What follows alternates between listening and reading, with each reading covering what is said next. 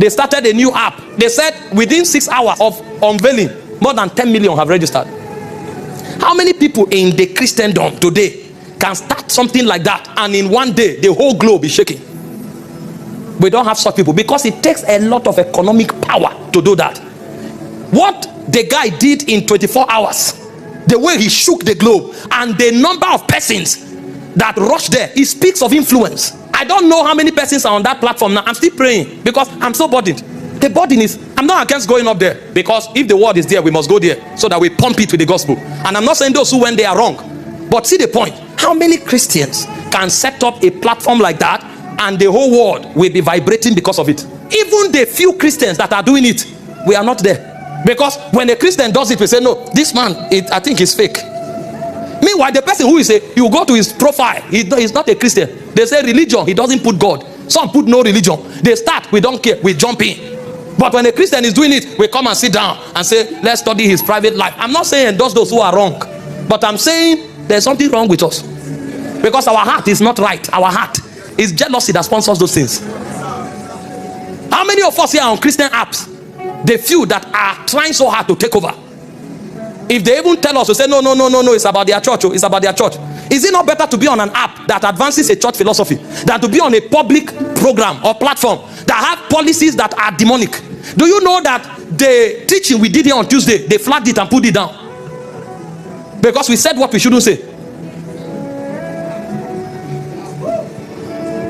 A day will come when you preach and say Jesus, they will censor it out, and they will warn you. If you say it again, we will ban you for 90 days, and if you say it again, we will remove you.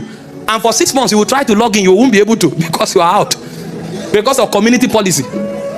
All of this will not need vigils if people who have economic power begin to buy those corridors. See, the reason we are talking prosperity is not to buy car and buy a wristwatch. That's not prosperity, that's materialism. That's where a lot of people get it wrong. What many people call the doctrine of prosperity is materialism, and that's why they fight it. Materialism has 2 major philosophies. Number 1 is vanity. Get money and buy your ambition and showcase it. Number 2 is self-preservation. And so anybody who frowns at materialism is correct, because it's not of God. Self is a philosophy of the devil. Vanity is the way of the devil. All of that is what makes for materialism. But when we are talking prosperity, we are talking empowerments that makes you able to advance God's kingdom.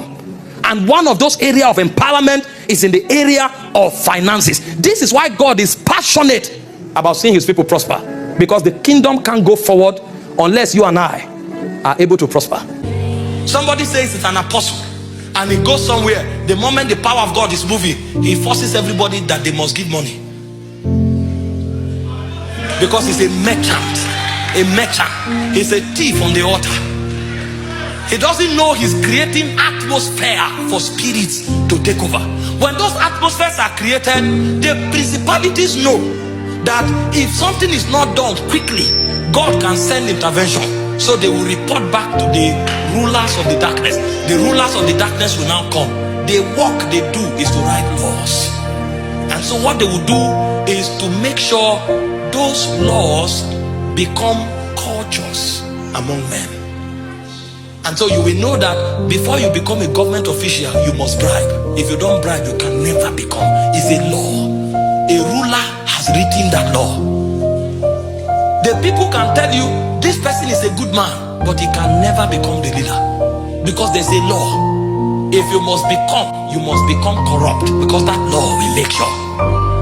That's what the rulers do. They are magistrates. They are the ones who bound people in captivity for aeons.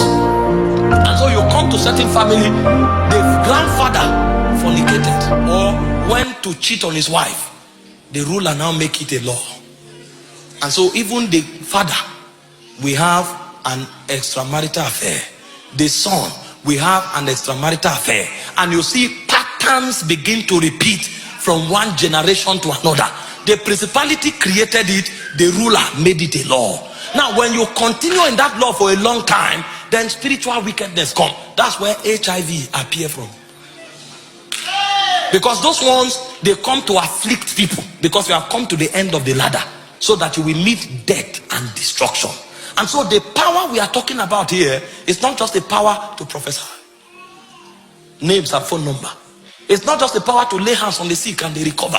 Those things are good, but we are talking about power that have the ability to reset a civilization, so that when 3 of you rise, Zambia can be reprogrammed, because something will come out of you. This kind of power is a deep order of power. You must travel to the spirit to possess it yourself.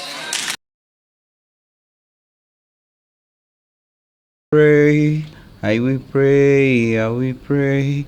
If I no pray, Satan will make mess of me. The devil will come and deceive young people. You spend 5 hours every day in the gym building your chest, so that you wear singlet and walk about and show people chest. How much do they give you for big chest? At best, they hire you as a bouncer. You become a bodyguard. You will spend so much time on chest. Dye your beard, shave it, and you are walking. Only you is rubbing hand on your cheek every second.